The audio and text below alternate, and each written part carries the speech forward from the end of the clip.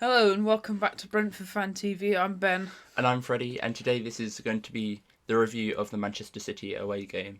And yeah, it started really well with the whistle 1-0 within 22 Yeah. seconds, which is the fastest goal of the season so far from any team. But, I mean, yeah, the build up was straight from kickoff back to the keeper, and then we booted it up, and then I think it may be a slight Man City mistake, but whistle was just there. Yeah, Whistle, he's always in the right place, right time. He's been great at striker for us. Probably the best since Tony. Not long since Tony. Yeah, I know, but I mean, since his prime before the ban. Yeah, I think that's actually a really good question, or discussion, because Wiss has been such a good striker for us, and obviously in our modern history, all our players right now are going to be better than players from 20 years ago. So is Wissa one of the best strikers that Brentford's ever had? Possibly. Because, well, Tony, I'd say Tony, Watkins, Morpie, they're like the recent ones that come to mind. Yeah. Then there's some others like Donaldson and other Lloyd. Was it Owusu? I don't know all of them, but I think Wissa's really good. Yeah. Because I think he brings so much to us because he sort of does a Tony role in a different way because they both bring people into the game around them. It's just in a different way, I feel like. Yeah. Played off Tony, whereas Wissa more drop deep to play people in. Yeah, and his link up with Mbeumo is probably the best in the squad. Yeah. So far, I think they're the only two who've got goal involvements, and they've assisted each one of each other's goals. Yeah. Which is it's good to see two players linking up so well like that. I think, actually, yeah. But I'd like to see more of our players scoring, because so far it has just been them two. I think while we're talking about it, we might as well go straight on to Wissa's injury. Yeah. And how big of a loss that's going to be for us this season. Yeah. Yeah, he's been really good for us this season. Playing that striker role, which at the minute now we don't have an out and out striker who isn't injured, and that makes me think who's going to play there. But also with Wissa injured, how will that affect the rest of the team and Mbeumo? Because obviously we said our only two scorers so far this season is Mbeumo and Wissa, each with 3 goals, and they've assisted each other quite a lot. And so, will Mbeumo's performances decrease? I think it could do because him and Wissa have such a good relationship on the pitch, and as he said, they always want to find each other, and they always look for each other on the pitch. And so, will it decrease Mbeumo's performance? Will it create a spot for someone else to come in, maybe giving more opportunities to Sharda, Keno's Potter, possibly someone like Gustavo Nunes? Yeah, that's his name. Gustavo Nunes when he comes in. Or Igor Thiago when he comes back. But I think it's a huge loss for us in many ways. But going back to the game, we had quite a few early chances, would you say, in the first 20 minutes? Yeah. I think we dominated City for the first 20 minutes. Yeah. We had so many chances. At the game, I didn't realise, because I was quite low down, behind the goal, I didn't realise how many chances we did have in the first 20 minutes, but having watched the highlights after, we had so many chances, it could have been 2 or 3. And I think Pep also said that after the game, it could have been 2 or 3 within 20 minutes. But then it did seem, when Wissa got the injury, the game completely changed. They got a couple goals, and it was very difficult from then on. Yeah, it was.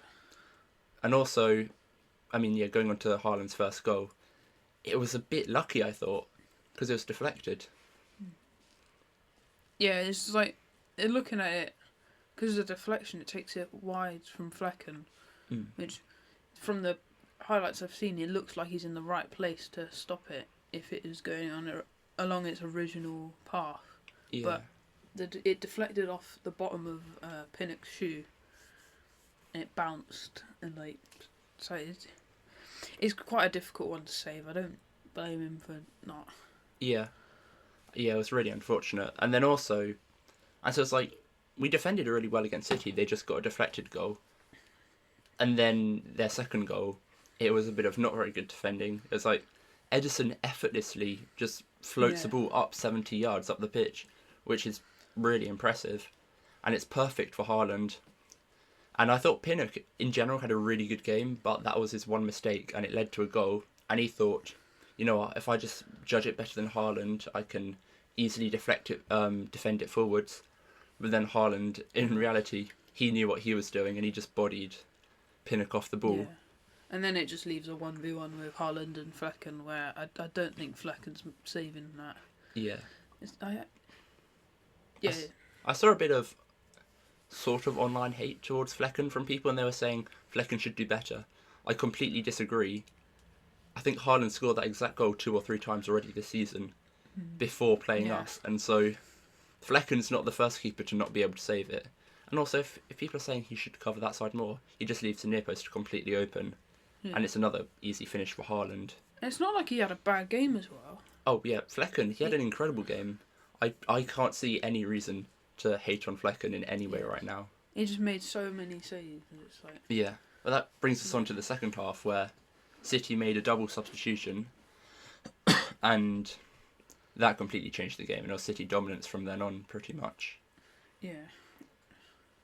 But unfortunate to see that shift, but considering we had the good first 20 minutes where we could have easily scored probably 2 or 3. But yeah, it's Man City. What do we really expect? They're the best team in the league. They've won so many games. Yeah, I thought in that second half we obviously Flecken made a host of really good saves, and the defenders from Collins and Van den Berg, I thought they made so many really good blocks. But I thought what I noticed a lot in the first and second half is we tried to play the ball out from the back a lot, especially in the second half, and it would work well, but we'd never get it into the front line and convert it into chances. And I think one of the main reasons for that was when we were defending, our entire team was within 30 yards of our goal. And so if you sort of make a comparison to when we had Tony, he'd stay higher and he'd be the outlet, and it would help us get out of our goal. Or even when it's Wissa, he helps us build up and get away from our goal and create the attack. But I thought when Sharda came on, we didn't really change our style of play in any way to suit how Sharda plays. Yeah.